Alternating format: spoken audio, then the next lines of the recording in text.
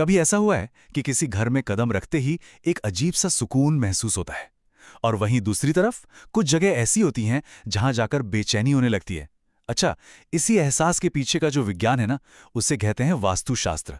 अब बहुत से लोग सोचते हैं कि यह सब सिर्फ अंधविश्वास है, लेकिन असल में यह हमारे पूर्वजों का एक बहुत ही गहरा विज्ञान है। एक ऐसा विज्ञान जो हमें सिखाता है कि प्रकृति के साथ, उसके फ्लो के साथ कैसे जिया जाए। तो चलिए इस पूरी बात की तह तक चलते हैं। हम समझेंगे कि आखिर कुछ जगहों पर इतना अच्छा क्यों लगता है। वास्तु के पीछे की जो कॉस्मिक ब्लूप्रिंट है उसे भी जानेंगे और देखेंगे कि ये एंशिएंट प्रिंसिपल्स असल में काम कैसे करते हैं। और हाँ, आखिर में कुछ ऐसी बातें भी जानेंगे जिनसे अपने घर में एक हार्मनी, एक सामंजस्य लाया जा सके। तो सबसे पहले बात करते हैं उस फीलिंग की, उस एहसास की। आखिर क्यों कुछ जगहें हमें बस सही लगती हैं?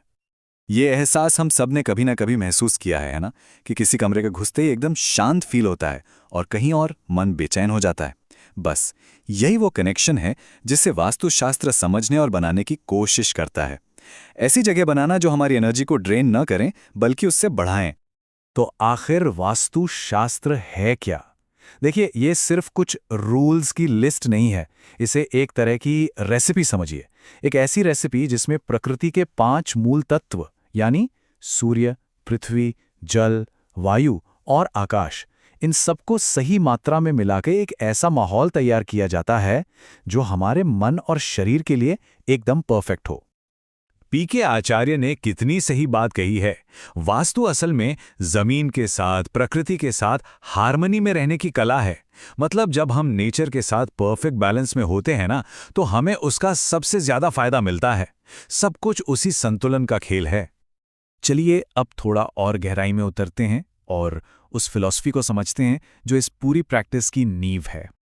वास्तु का कोर आइडिया है पंच महाभूत, यानी ये 5 महान तत्व पृथ्वी, जल, अग्नि, वायु और आकाश। वास्तु कहता है कि ये पूरा ब्रह्मांड और हमारे घर भी इन्हीं 5 एलिमेंट से बने हैं। अब जरा सोचिए, अगर हमारे घर में ये पांचों तत्व एकदम बैलेंस्ड हों तो वहां की एनर्जी कितनी पॉजिटिव होगी, है ना? और कमाल की बात यह है कि हर एलिमेंट का अपना एक कैरेक्टर है। उसका अपना रंग, अपनी शेप और अपनी एक दिशा है। जैसे फायर एलिमेंट यानी अग्नि, इसका रंग है लाल, शेप है त्रिकोण और गुण है ट्रांसफॉर्मेशन। और इसकी दिशा कौन सी है? दक्षिण पूर्व। इसलिए वास्तु कहता है कि घर की रसोई जहां आग का काम होता है वो इसी दिशा में होनी चाहिए। देखा कितना लॉजिकल है। अब आते हैं वास्तु के दिल पर। इसका सबसे फैसिनेटिंग कॉन्सेप्ट वास्तु पुरुष मंडल। ये क्या है?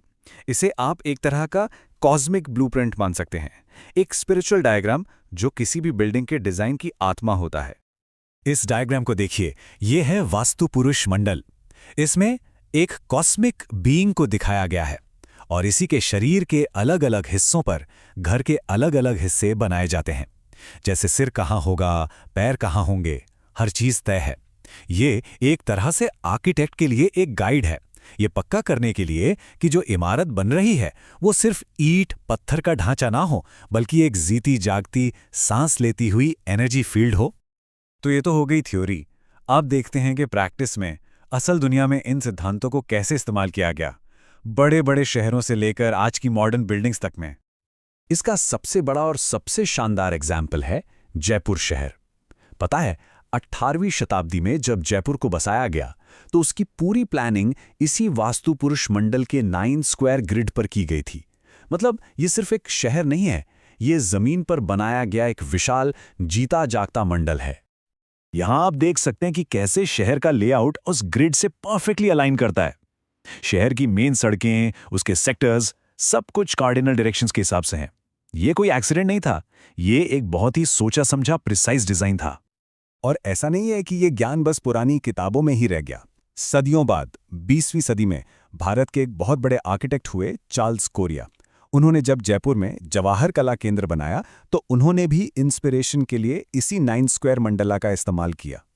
ये चार्ल्स कोरिया का प्लान है। यहां भी हर स्क्वायर का एक मतलब है, एक फंक्शन है, ठीक वैसे ही जैसे जयपुर के ओरिजिनल प्लान में था। ये दिखाता है कि ये सिद्धांत कितने टाइमलेस हैं। ये हमारी जड़ों को मॉडर्न आर्किटेक्चर से जोड़ने का कितना पावरफुल तरीका है। अब एक और बहुत ही इंटरेस्टिंग कनेक्शन देखते हैं। क्या कभी सोचा है कि हजारों साल पुराने वास्तुशास्त्र और आज के मॉडर्न सस्टेनेबल डिजाइन या ग्रीन बिल्डिंग में कोई समानता हो सकती है? आप हैरान रह जाएंगे। इस टेबल को देखिए।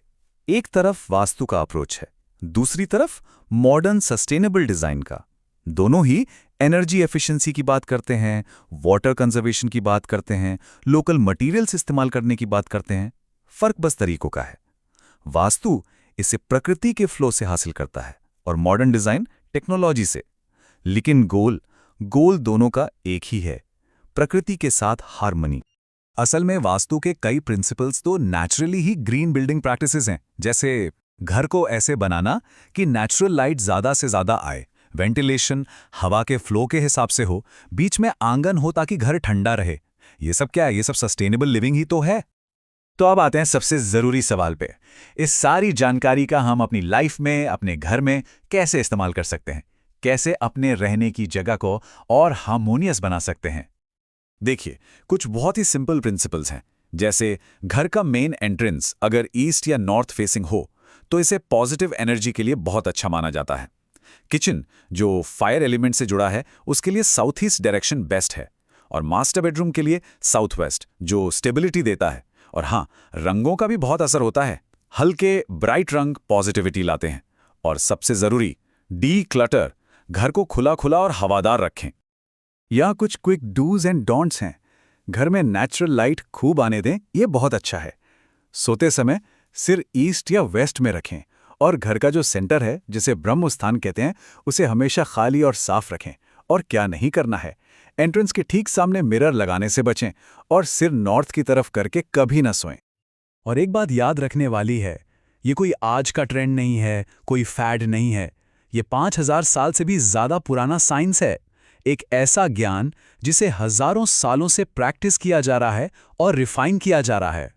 अंत में बात सिर्फ एक अच्छा दिखने वाला घर बनाने की नहीं है, बात है एक ऐसा एनवायरनमेंट बनाने की जो हमें नेचर से जोड़े, जो हमें हील करे और जो हमारे प्लैनेट के लिए भी अच्छा हो। एक ज्यादा सस्टेनेबल और हेल्दी फ्यूचर की तरफ एक कदम। तो हम इस चर्चा को यहीं एक सवाल पे छोड़ते हैं। क्या ये प्राचीन ज्ञान, ये एंशिएंट विजडम हमें आज की दुनिया में एक ज्यादा बैलेंस्ड और सस्टेनेबल फ्यूचर डिजाइन करने में मदद कर सकता है? सोचिएगा जरूर।